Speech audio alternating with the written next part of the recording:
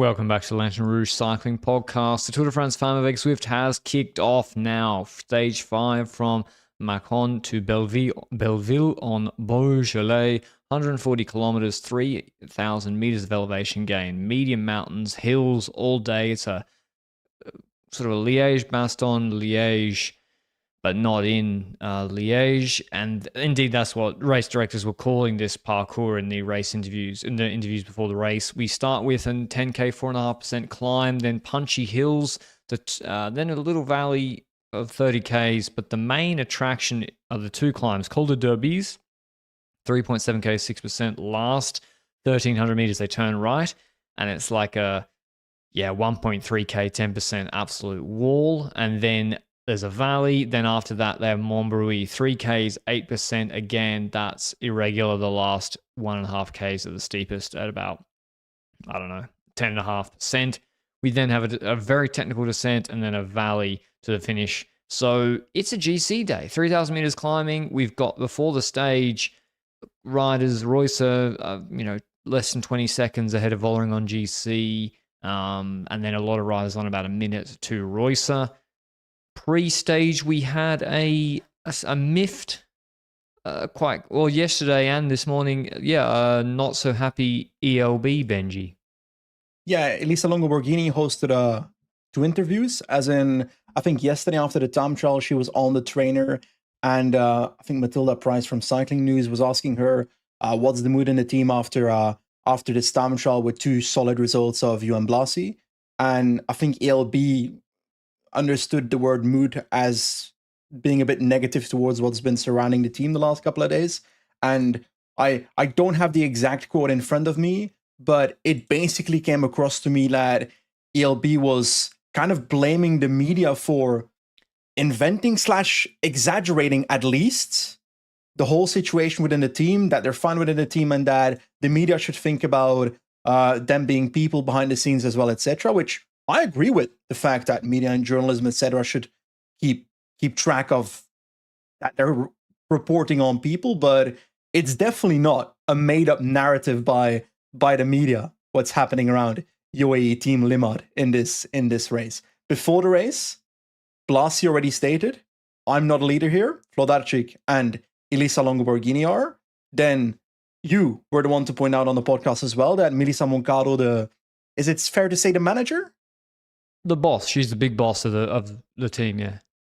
She had a long article interview with Benson, kind of pouring oil on the fire, to be completely honest, and mentioning in that article that Blasi would be domestique in this race. Then later we had an interview from Thijs Zonneveld from Sherry Pridham, which is sports director at the team as well. This came after stage 3 or stage 2, I think, where Blasi was seen doing domestique work on the flat, positioning Vladarczyk and ELB in that stage. And then Zonneveld basically, it was kind of like a proper hard interview, like continually asking questions like, why is it that she's domestique, etc. It's because she's leaving the team, stuff like that. That interview happened, and in that interview, Pridham also confirmed, she's a domestique in this race. And then yesterday and this morning, Longo Borghini basically said, especially in today's interview with, pre-race, and Sportza made an article about it, where the quote was basically, Paula Blasi has not been a domestique in this race at any point. And that is just not true. But to be honest, I don't really care about the intricacies of this whole discourse anymore. I just think that if the team handled it completely differently, that this wouldn't even be a thing without the team kickstarting it. Exactly. I don't know why Matilda Price copped it with both barrels for like a completely normal question yesterday. So obviously the team is internally, the riders are ticked off about this. It is understandable that rather than blame management or even Blasi for publicizing it, because ELB was even like referring to, like, she basically said, it's awkward at the dinner table. It's like, well, you could have said nothing, because let's be honest, is anyone really asking before the race? Like, everyone would have just assumed they had 3 leaders and then you just see how they go. And the way they've raced, apart from Blasi, also, without the context, Blasi taking a couple of pulls on the descent, I wouldn't have even noticed, because I would have been like, maybe she likes, just being in position. She's inexperienced. I wouldn't have even noticed. That said, it was Blasi though that I think mentioned in the first interview. But that's that because they've told her that. Yeah, exactly. But I'm trying to point the situation in that it's not necessarily the sports director that came out and said, oh, Blasi's not a leader. It's because Blasi brought it up in the first place. And I'm not attributing that as Blasi was discontent about it. I assume she's not overly happy about it, but that's just a pure assumption. That's not work of journalism. That's giving my opinion. Either way, I think the race has come to the point that regardless of all this drama, the race always decides. Exactly. But I have to say, in this case, the media has not blown anything up out of proportion. The team, no one forced the team principal to do a 3,000-word magnum opus days before the race to like Benson about how Blasi, she can leave, but I mean, it'd be pretty stupid if she did. And like, no one forced them to do that. So to be clear, that's not an exact quote, but it came across like that. That was how it came across. At least if you were Blasi, perhaps. So it was, quite. Yeah, I feel bad for ELB, but then it's like, well, not the journalist's fault. So that was some drama before the stage. We had Pauline Ferran-Prevot giving some explanation about her TT position, saying it was because of her previous iliac artery surgeries that she couldn't get into like the classic Demi or Roycer position. But when the race starts, that doesn't explain the helmet being diagonal, Patrick. Before you win the Tour, you must have the helmet askew. Well, it didn't work for Primož, did it? No, that's true. That was crazy, wasn't it? That helmet on Planche de Belfi. The stage kicks off, nothing happens. Puck Peterser is marking absolutely everybody. She's like, you're not going anywhere, because the first climb's Cat 2, and so she can take quite a few QOM points, so she wants no one away. That's what happens. Peters is just farming QOM points as much as she can today. And then I didn't even know how the break formed, because again, I was like, there's a few teams. Trek are trying to get in a break. Makes total sense. They want to get in a break with Fisher Black. I couldn't tell what Soudal was trying to do. Valliers was trying to get in the break to win the stage, maybe with a Ruch or herself. Yep. I got that. And then other teams were just following them. And then eventually a break just formed. I was like, that we've gone from no one trying to get into a break with 4 top 5 contenders in a break. I've got a take on breakaway formation control in the sport of women's cycling versus men's cycling. In this case, I really want to compare, because I do think men's cycling has more of a strategy built into it. As in, if we take a look at, for example, the way FDJ Suisse would control a break formation here, then there's not really that break formation. It seems like the way this breakaway formed, with 84 kilometers to go over the top of a QM point, to be clear, Peters has taken loads of QM points. Peters attacks again for the QM points, and in that process, a breakaway forms over the top into the downhill. And that group is 19 riders. Normally, that is easily controllable, a movement like that, is what I'm trying to say. And some people might say, why is it that a UAE Team Emirates finds it easier to control break formation in a men's race versus FDJ Suisse in a women's race? Yeah, it's all going to be about the number of riders per team. That's not really true, because break formation is partially about quantity, but way more about strategy than quantity. It's when the breakaway has formed and then you have to control it. That is when quantity becomes almost just as important than actual strategy, way more important than strategy at that point. The point I'm trying to make is, FDJ Suisse could have controlled this breakaway, as in the formation of the breakaway, the launching of it going, the forming of it, with a single rider. But instead, they opted to go into it with 2 riders. And in hindsight, at the end, it ends up resulting in a feasible outcome. But that's not the way you control breakaway formation if you're a leader in the race. They're not a leader, but they're the, what do you call that? The figurative leader? De facto. They're the de facto leader? Yeah.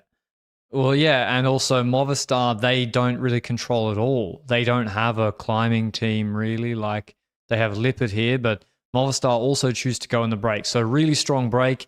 the GC contenders in there. I mean, we've got 4th place last year, Vladarchik. De Vries on 1 minute 47. She's second best placed. Niedermeyer 143, but no teammates. Fisher Black with 2 teammates, Marcus and Spratt. She's on 307. Hakira and De Shepper made for the stage win. Valiers for the stage win. Peterson for QM points. Toledo, De Jong, Lemuel. We've got, and then teammates, Berthe, Koch for FTJ United Suez, and Lippert for Reusser on Movistar. And FTJ start controlling behind. I love that. Yeah, I was really worried. Because usually FTJ Suez in the past would opt for what you called, I think you coined the name, representation fallacy. Having a rider in this breakaway like Juliette Berthet is not competitive in this breakaway. But then they would let this breakaway go and say, oh, we've got someone in the breakaway. That's past FTJ Suez. Today they opted for the opposite, which is the right strategy, which is having these riders in the breakaway and then also pulling behind it. You have the option if you want to then pull Koch back, for example, who was also in this, like you said, in the valley after this, after the climb where this breakaway formed. They ended up not opting for that and it actually pays off towards the end of the stage. But I really like that we didn't see representation fallacy for FDJ Suez because I was worried. But were you surprised that? Go ahead. Well, and the break bails them out. I agree, but continue. Well, they've got Spratt just pulling in Marcus, and I was like, okay, yeah, Trek should pull, but UAE's leader is in the breakaway. They're literal leaders in the break with a teammate. Visma have their best placed GC rider, no? In the breakaway with a teammate. Niedermeyer is 143 back. No, the best placed out of Visma. Oh yeah, that's true. That's correct. And even if it's not the case at that point that you think, okay, it's still PFP, put the pressure on FDJ. Make them panic, which they can, you know? And also, Royce, there was a chance too, and Movistar weren't bluffing. Royce is just like, well, if you don't pull, I have no teammates. Like Movistar, they did give one rider, but they didn't have many. But I was expecting, honestly, 3 or 4 domestics in that break to shred it, to open that gap up. I see that. And there's an added factor when it comes to Visma, for example, where if Sarah Van Dam shreds this, it doesn't just increase the gap from Femke de Vries to the peloton, it also increases the gap from Francisca Koch and Berthet to Vollering in the group behind, which means that whatever satellite rider situation you see later in the race will be more telephoned in, because it's going to take more time for them to go from being in the breakaway to the peloton, and makes it easier, marginally, to react if you can in any way to what's coming. Now, on this parcours, it's pretty obvious that you've got those 2 hills you mentioned, the Durbis and the Brouilly. If you've got a satellite rider over either the first one or the second one, then your satellite rider can pace in the valley. But on a hypothetically Van 2 situation, like in the men's tour last year, where Vingegaard had Benoit and maybe Campenaerts, I'm not completely sure, in a group ahead, then that gap does matter, because then it's way more telephoned than if a rider starts waiting for your leader. But in this case, it's really not the most relevant aspect here. But you're right, I expected more people to pace, but we were slowly but surely moving to a gap of 140, 145, 150, 155 in places. But then it started dropping again in the last few Ks before Derbies. And what do you attribute that to? Just the break, like holding back the domestiques. I don't know, saving for what would happen after the Derbies. Also, FDJ, their domestiques death pulling beforehand. But yeah, FDJ did a good job pegging it at 130, 120, and it got lower. And at the Derbies, we see, again, I was like, Squibon attacks the breakaway. I'm like, what are you doing? Like, your GC leader is in the group. And Demi's coming. It's like same with Van Dam. Van Dam pulled, I think, after the Squibon attack, but yes, I didn't get it for Vladarchik, but didn't matter because FTJ behind. Well, it did matter, but FTJ behind, they just nuke it. And it's like, are they panicking? Because what if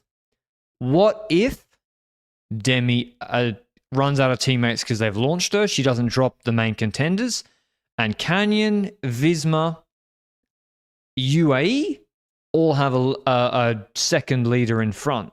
could be then a very uncomfortable situation for Demi. The fail-safe bailout was always Koch. So even if Demi didn't achieve anything on the derbies, it was actually a risk-free way to close the gap because you've got Koch to just then pace your group to Montbrouillet where you can try again. So that's what we see from FDJ. De Vries, Vladarchik, Niedermeyer start pacing on the derbies. They go like thin it out a bit. All the others drop pretty much, except for Fisher Black. And then on the right-hand turn, Géry just does like a classics lead out, basically, and full sprints up the steep start of derbies. And we see... In the peloton, sorry. For Vollering, we see Ferran-Prevot sliding a bit. Royce's still seated, pushing Holmgren, struggling a little bit. Blasi's looking like she's under pressure, and then Vollering attacks, and she basically blows away. Ferran-Prevot, she hard cracks. AVDB's gone. Blasi's gone. ELB's gone. Kerber, she's gone. Who else? A lot of people are gone. It's down to 4 riders, Patrick. Well, it's down to Vollering, who made the attack in the first place. Surprisingly, Holmgren still present there. Next to that, we had Niewiadoma and Reusser. So those are the 4 GC riders left, Vollering included. After that move of Damien, to be honest, when I saw Pauline Ferran-Prevot dropping, then I was like, okay, lights out. Because, yes, both riders have 2 satellite riders up front. I assume that Van Damme will drop at this point in the race when I'm watching this live. I assume that Femke de Vries will stay at the front, because if Ferran-Prevot's dropping now, I wouldn't pull Femke de Vries back, who's a minute 47 behind in GC.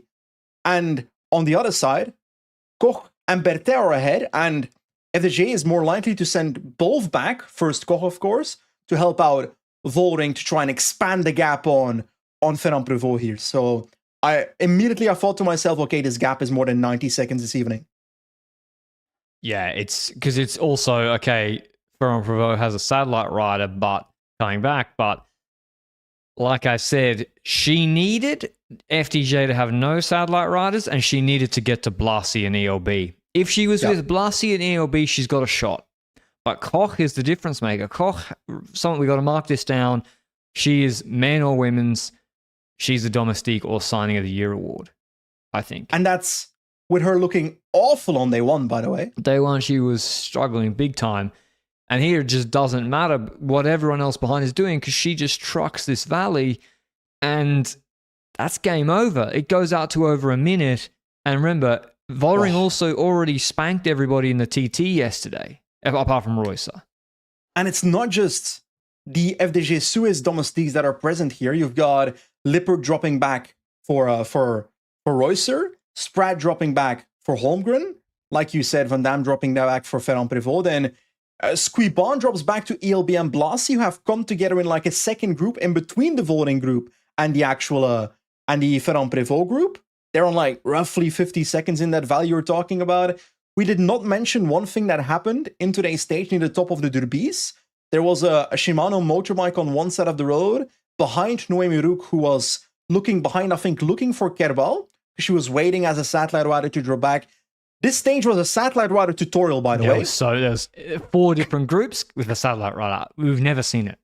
It's shocking. I loved it. But the point I was trying to make is, Rook was looking back. In doing so, he swings from one side of the road to the other. The Shimano motorbike is passing her at that exact moment, and they clip each other, as in her moving left clips the back of the motorcycle and she hits the ground. Normally, I've got a pretty strike-through opinion on motorbike crashes in cycling. I'm usually motorbikes always at fault. At this point, Rook's swing is so severe that I don't know how capable you have to be as a motorcycle rider to avoid that. Yeah, if they brake suddenly, maybe they could have avoided it, but indeed it was like just more of a coming together. Maybe they could have moved left. A shit event is how I classify it. Yeah, Rook was swinging, but indeed it wasn't. It's like the last thing you want is to get taken out at the end Moto of the de climb. merde is what I was about to tweet, Patrick. But Exactly. then the last man who tweeted that lost his Twitter account. Please, Remco's Palmares, right? At what point is Palmares good enough that he gets his Twitter login again?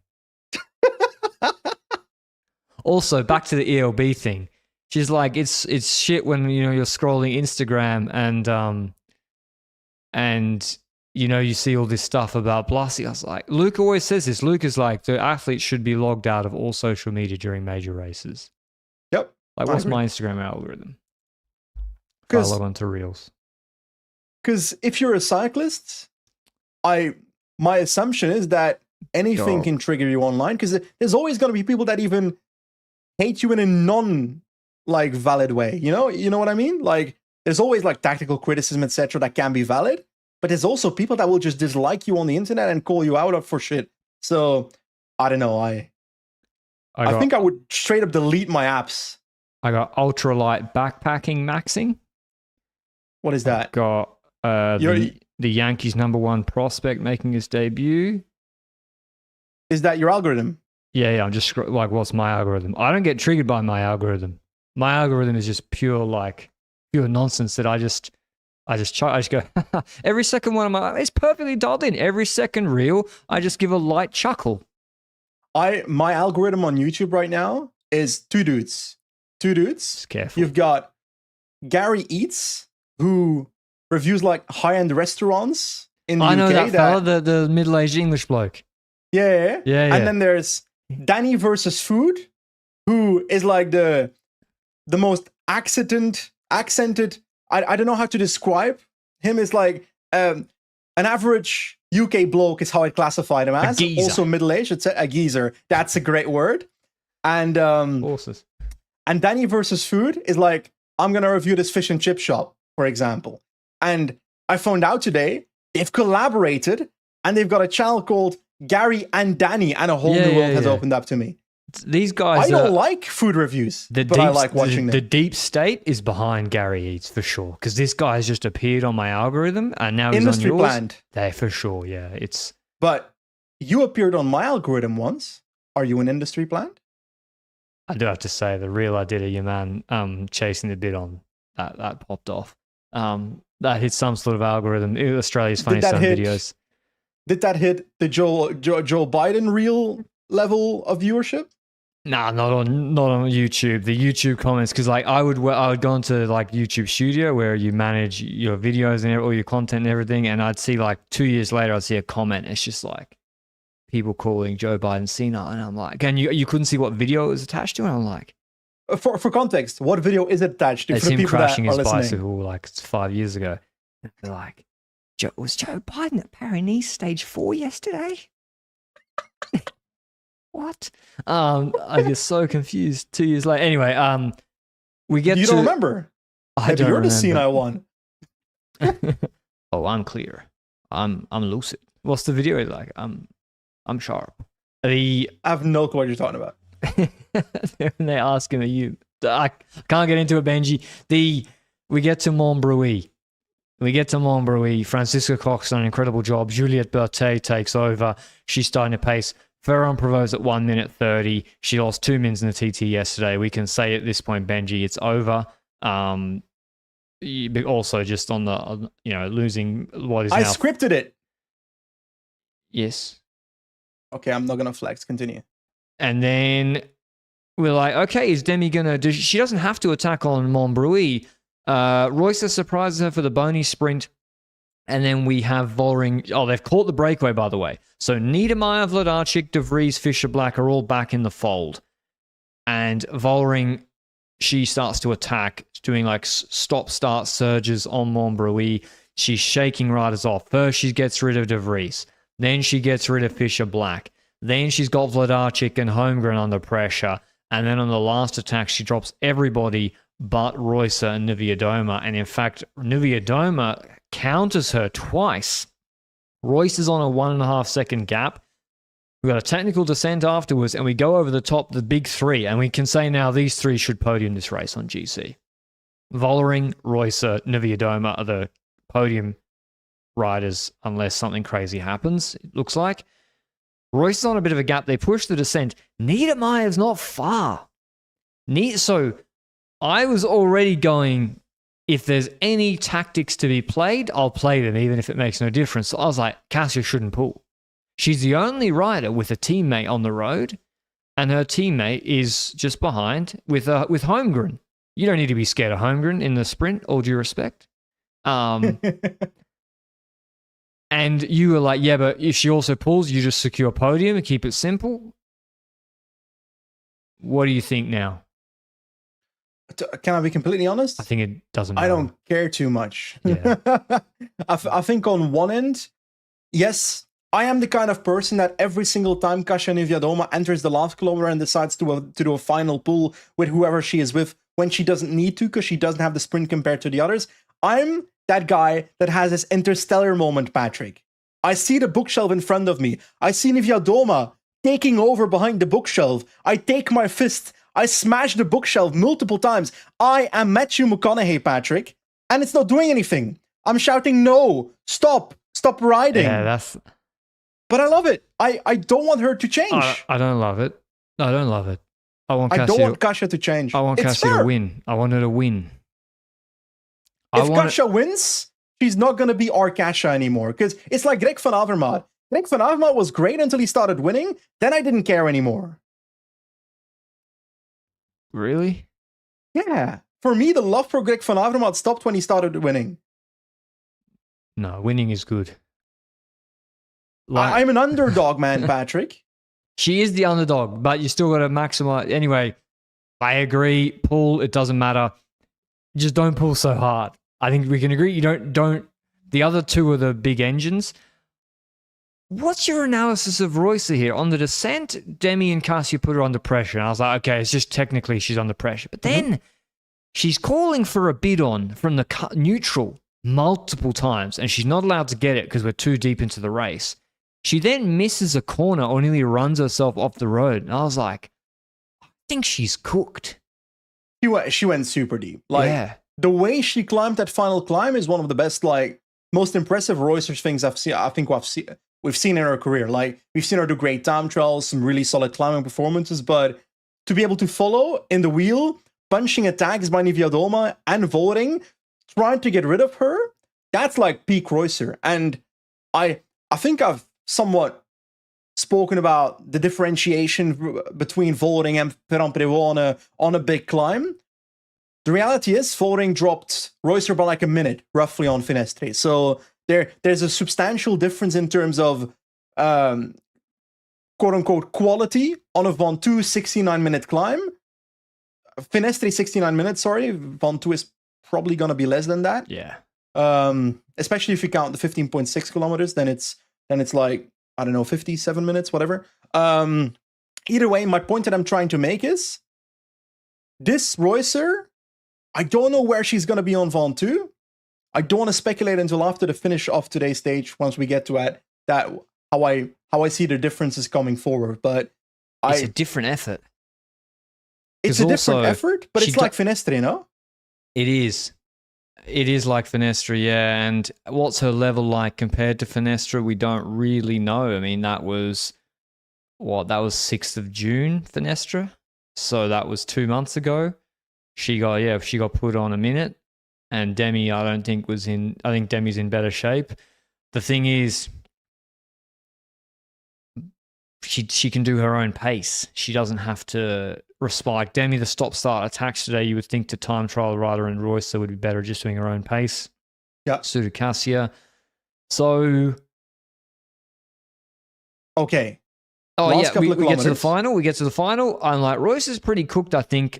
Demi pulls through. It's like 500 meters to go. We have a left-hand corner. I actually think Kasia plays the final K perfectly. She goes through and off, gets the back. She's trying to get a run into them, very obviously. She can't just wait for the sprint. And she comes from the back with speed, attacks, and then Demi just looks at her and looks at Royce. And I was like, oh, no, what have you done? Like, Royce is not going to respond to that. She's cooked, and also you're the favorite, even though Royce has beaten you in a sprint. Was it the classic? Which one? The one that Nguyen came back in? Dwars? No. Dwars? No? Yeah, Dwars of Lanterne. She beat Vollering. It was a similar situation. They gambled, right? They gambled the same. But then Demi gambles, but her bluff is called. She then sprints from behind Royce, and which maybe that makes the difference here. But when you look at the overhead, Kasia had a crazy gap. So Kasia did play it perfectly. If Demi waits one more second, maybe it's different. But unfortunately for her, Go ahead, sorry. Well, unfortunately for her, Demi gets into the slipstream, slingshots out of it. And in fact, Reusser comes over the top too. So Demi wins the stage. Huge win for her. Her first victory of this year's Tour de France Femmes, ahead of Marlon Reusser. Kasia, same time. The trio favourites to the podium now. 45 seconds ahead of Dominika Vladarchik, Holmgren, Niedermayer. Another gap of 30 seconds with Ninka Vinke, De Vries, De Jong, the Dutch trio on 1 minute 12. Fisher Black was in that group on 1:15. And then we have more GC contenders. We're not done. Petersen, Lecourt-Pinard, Berthet, ELB on 1:43. Blasi on 2:27. Van der Breggen, Prevot 2:35. Carnage today in the medium mountains. Yes, sir. Massive gaps. And these are the kind of gaps where if you look at the profile, you wouldn't expect that gap to be present. Do you think there's a world in which if Kasia didn't pull in the last 8 kilometers, he has enough That's what I'm saying. left to stay ahead with that move? Or would that actually change the psychology of her opponents and more expect an attack from Kasia for them? I'm going to get deep into the weeds here, but yeah, at 8Ks to go, Niedermayer is just not coming back. So I disagree also that she should stop pulling. I think that did get to a point where that would have been silly to do. Also because Vladarchik came back to that group. When it was just Holmgren and Niedermayer on 20 seconds, I was like, yeah, let him back. But then, okay, 8Ks to go. There's a point where Reusser skips a pull because Demi was taking a drink. And then Kasia surge attacked them on a false flight downhill to get them relaying again.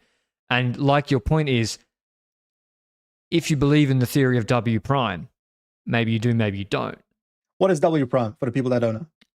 The amount of joules you can, or watts you can continue spending above or at threshold, and you need to recharge it. And there's not much research on how you recharge it. But so someone Kasia's size, when they're relaying on the flat, she's not recovering from the efforts of, I don't know exactly what they were doing, but they were pushing. And her size, I would be very surprised that she was recovering completely on the flat. So, yeah, I don't know. It's impossible to say, but maybe that you skip a few hard pulls, just really roll through smoothly, like Demi was. Compare the overheads of Demi and Kasia's pulls. It's very, very different.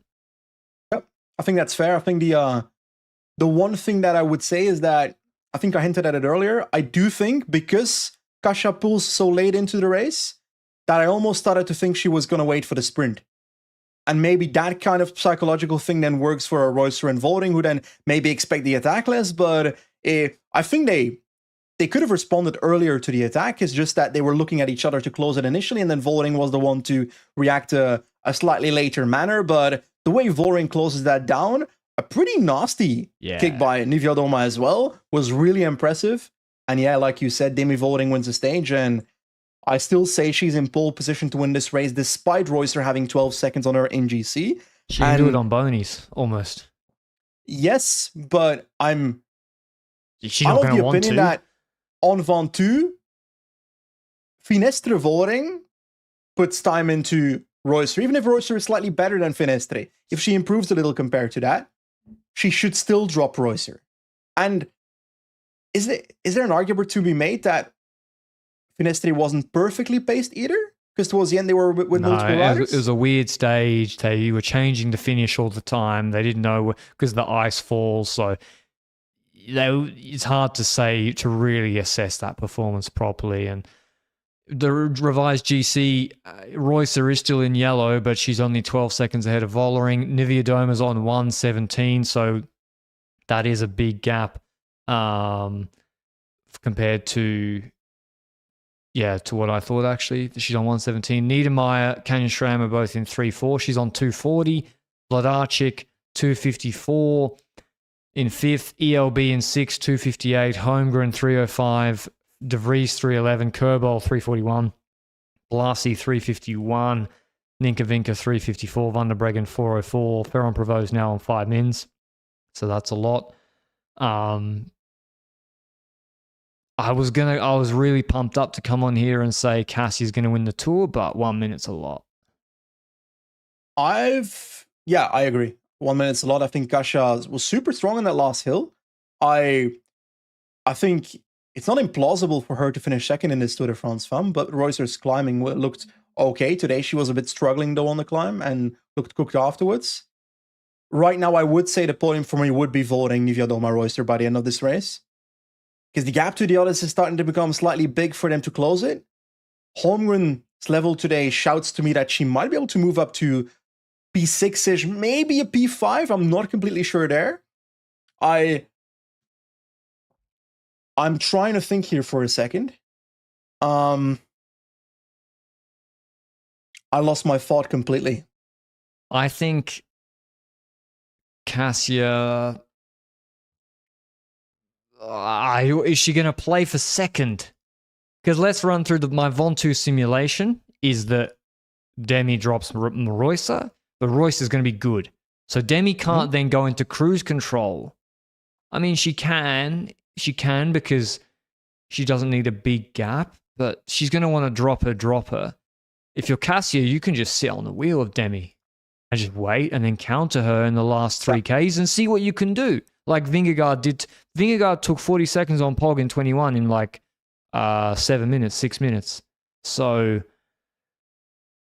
but does Cassia pull with Demi to take second over Reusser? No.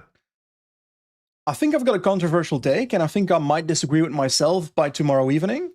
But we often talk about the Tour de France Femmes being 9 stages, etc., that it's a good thing for the sakes of the... Like, imagine if it's like 20 race days, the default conclusion that we always make is, oh, then the race is just going to be won by 7 minutes by the rider that would have won it after 9 stages. But the fact that there's 7 riders per team and that there's not that much control in a race like this, I'm actually not completely sure the race couldn't be put upside down on a stage 12 or 13 if this race was longer. It doesn't need to be longer. It doesn't need to be longer, but I don't think the default conclusion works. Yeah. But they can also... I'm just saying that I'm enjoying this race and I want it to last longer than just 9 days, even though logically I probably don't want it to last longer than 9 days. Today's stage was an all-timer. Today's stage was a cracker. Such a good stage. It was incredible. We had like strong GC riders in the breakaway, FDJ doing the right thing behind, the race favorite attacking, satellite riders, more attacks afterwards, a great finish between the 3 best riders. It was a cracking stage. First 3 stages. Could take or leave that. But we need something for sprint. I even think that arguably there's not enough pure flat sprints in this race right now.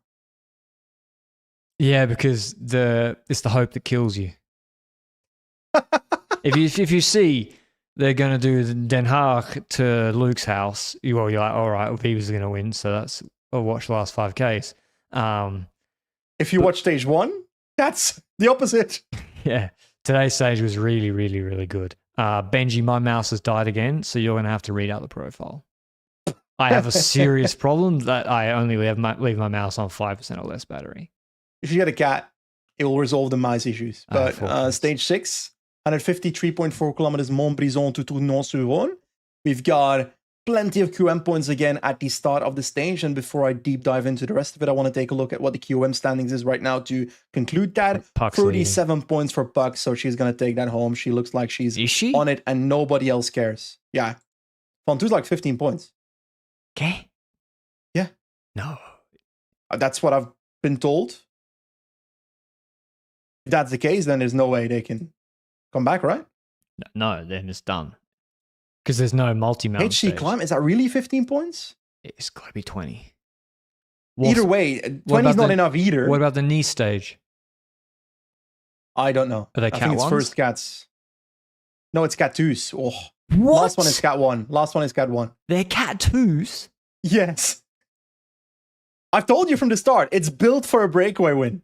Holy. So yeah. Even though Peters has not really gone in the breakaway that much to take the QM points. It was a Cat 2 today. It was a 4% climb. Today was like the only day where she actually had to go in the break. Yeah, she did. Anyway, we're continuing. Plenty of QM points in the first half, including there's like staircase climbs is how it classified. You have like 10 kilometers at 5% roughly across 2 climbs at the start, then a bit of a valley, then 20 kilometers at maybe 3% with some steeper segments in between. That is 2 classified climbs and a non-classified one. Then we dip down towards an 8 kilometer 5% climb. Then we are basically 50 kilometers from the finish line, and that's a downhill towards a climb with 20 kilometers to go, which is the Côte de Boucle-le-Roi. Boucle-le-Roi. That was very difficult. 4 kilometers at 5.6%, and then it delves down on a plateau segment for a bonus second sprint on a small bump with about 10 kilometers to go. I think this is actual breakaway win. You're okay because they've taken enough time. It's not today. steep enough like today, is what I'm trying to point out. And there's riders on proper gaps now. Yeah, but if FDJ Suez controls the breakaway in the same way they did today, then there's gonna be a GC rider in there tomorrow. Yeah. Who do I think who was good from the break that's allowed? Squibon? Yeah, Squibon was good. Valier. I'm going Valier's. Valier's the only one that tries to get in the break, so I'm going Valier's. I think Kim Lecourpinard should go in the breakaway, by the way. Yep. She should. Ferran-prevot. But I already picked her, I think, pre-race. And even though I don't need to strategize my picks anymore, because this is so over, I am going to go for Celia Giry from the breakaway. Is she going to be able to survive that climb? She might, to be honest. And I do think FDJ might try and put someone in that group, but then again, they're probably better off controlling the peloton. But that's not really the way they do it. How is Valieres going to win, though? She has to drop the competition? Everybody. Yeah. I am going to go with... Don't forget the 13% kicker, remember? What do you mean? The bony small kicker, the bony sprint is a wall. Okay. I'm going to go for Peter Sebrek win. That's not a bad shout. She shouldn't get dropped, and then actually that wall is short enough she can drop everybody. And she can win the sprint too. And it kind of depends on how early the break goes for me. You know? If the break forms due to QM stuff, then Peterson will be with it, is what I'm trying to say. Yeah. Okay. Okay, yeah. Very exciting stage. Demi's your favorite. It's her race to lose. For the race, yeah. Right now, I think... Give me Kasia. She's the quote-unquote obvious winner. I'd like to see Kasia and Reusser compete. I don't really care who of the 3 wins. I just want the race. That's always my take. Kasia. The issue is, imagine if Coldais stage was before the Van 2 stage, then Canyon could try and use Niedermayer in the attack again. No, I think it's good for them that it's afterwards. But would they be too far back to be relevant? If it was before, no one would do anything. Yeah. I think it's good. But yeah, we got a great race on our hands. Stage 2 of Vuelta Burgos, we had like a 10-minute test on the Valle del Sol, Pineda de la Sierra, 3.4 Ks, 8%. Miguel Angel Lopez won on here in 2015 ahead of maybe Aru. And Oscar Onley, big performance, takes only his 3rd ever pro victory, but a big one. His first win for Netcompany Ineos after a tough start to the year, and he wins with a really exciting side-by-side uphill sprint against Giulio Ciccone. They were just sprinting side-by-side for 30 seconds. I'm going to have to eat my hat soon. Only's vibing to the point that I'm starting to think, should he go to the Vuelta for Ineos? He's doing the Vuelta, surely. I don't know if it's announced yet, but he should, because he dropped out of the Tour de France before it started. And then... He's doing the Vuelta, I'm telling you that now. With this level, I'd like to see it, because with this level, he did really well. Put on a minute. He's doing it. The start list pretty weak anyway, you know? Yeah. Why not? Why not? That's what I say. Benelux Tour, Patrick.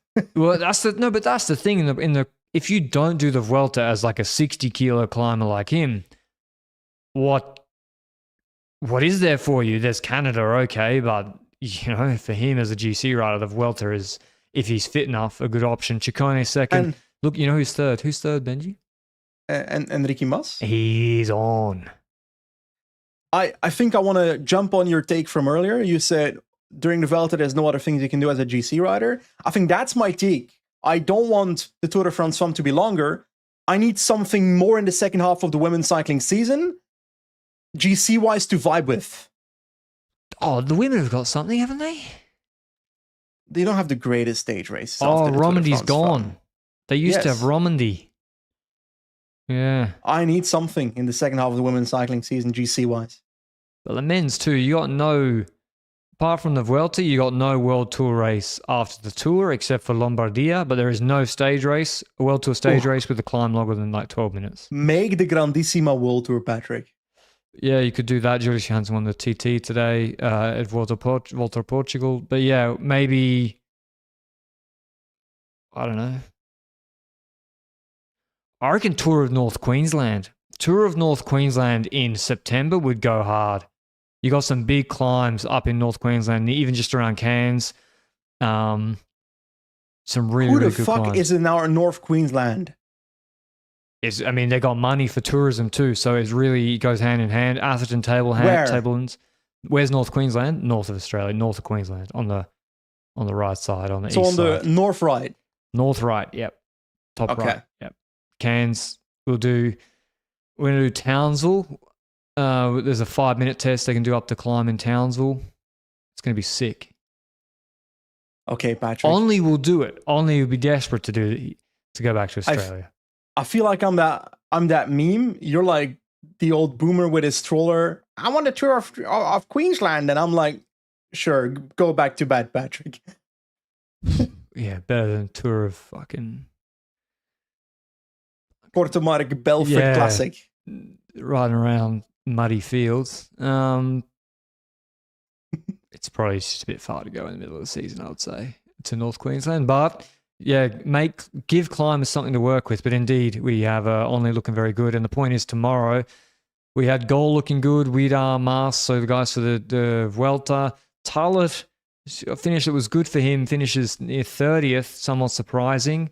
So some guys maybe not as good as one would expect on this sort of finish. In stage 3 tomorrow, we have a real test. They do a 7K 9% climb, the Puerto del Escudo, and we'll see. I think, who did I pick for that? I picked Enrique. You picked Goal. Give me Enrique sprint against Goal. It's locked in.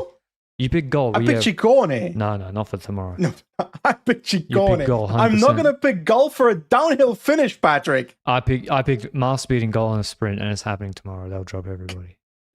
You imagining me picking Goal on a downhill kick? You did. It's insanity. You did.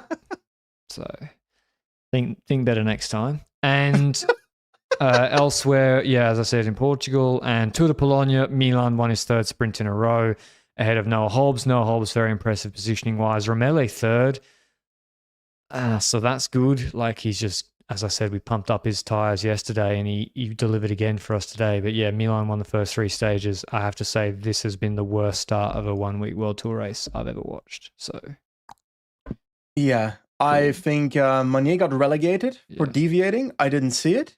And I know that someone else, I think it was Mosca, got a fine and maybe some kind of maybe yellow card, I'm not completely sure, for putting a beaton in his shirt. And now I'm already expecting Luke to be in the chat and saying, but wait, Jan Willem van Schep got disqualified for that? And that's the point I'm trying to make. Yeah. If you're watching the break management in Tour of Poland today, to see that, I salute you. I was not. Tomorrow we have a stage, the Karpash, but a different finish, I think. 7K 6%, short descent, and then 1K 8% finish. I think normally in the Karpash finish, it is different. Normally they just finish on the irregular 6% climb where Thibaut Nice won before and La Pera won last year. This year's a little bit more different. So I'm going with, give me big bad Louis Beret. He was good at Saint-Seb, that's for sure. Oh, Jan Christen was a bit disappointing at San Seb. Narvaez injured. He's out. I completely forgot Almeida was here, by the way. I'm vibing Butrago. Santi? Yeah, even though his level, worrying. Yeah. Cabrera took some bonies today. Cabrera's not a bad shout. I think he's normally good in this race. It's a good race for him too, GC-wise. Lapera won this stage last year. He's back. Schachman's good on this sort of finish. Fisher Black is good on this. Widar should have. I reckon Widar would have been better off being here, Benji, than at Yeah, maybe. Burgos. The Big mutant, Bajoli would do well here. the punchers Big are too Bajoli. good at Burgos. Yeah, I see what you mean, but can I be honest? To the Polonia, I'm like not tapped in at all right now. I think this is a Barre cleanup job. Cleanup job. I'm not having that either. Cleanup job. Paulus is a good shout as well. He was. Bajoli could win this. When has he ever He was won? good at Tour of Austria, remember? Fagioli's with victories. Grand Piemonte 2023. Small group sprint, yeah, okay. Austria 2020. That finish in Austria, by the way, that he won, mental finish. They went through like a castle gate. It was like a half a rider wide. And Trek put him through first. He couldn't pass. Was Bajoli the dude that won the sprint in Tour de l'Ain with Roglic there? 2020? Oh, jeez. Yes, it was. Whoa. This is a special top 10. Bagioli, Roglic, Stefan Bissiger, random. Dumoulin, Eric Fetter, Giacomo Garavaglia, Guillaume Martin Almeida, Mollema, Valerio Conti. And Edward Plancard 12th. Plancard won, Randomly. by the way. He won on one of the first times they used the castle finish in Burgos yesterday. He won Oh that my ahead God, of Kiel Reinen Solana. existed back then. Yeah. So yeah, Poland we will be watching tomorrow. Burgos, exciting finish. I think if you had to pick, I would watch the women's and then Burgos tomorrow. I think they got a lot of the Vuelta GC guys going on a proper climb. Looking forward to it. Yep. All right, that's enough. See you tomorrow. Ciao, ciao.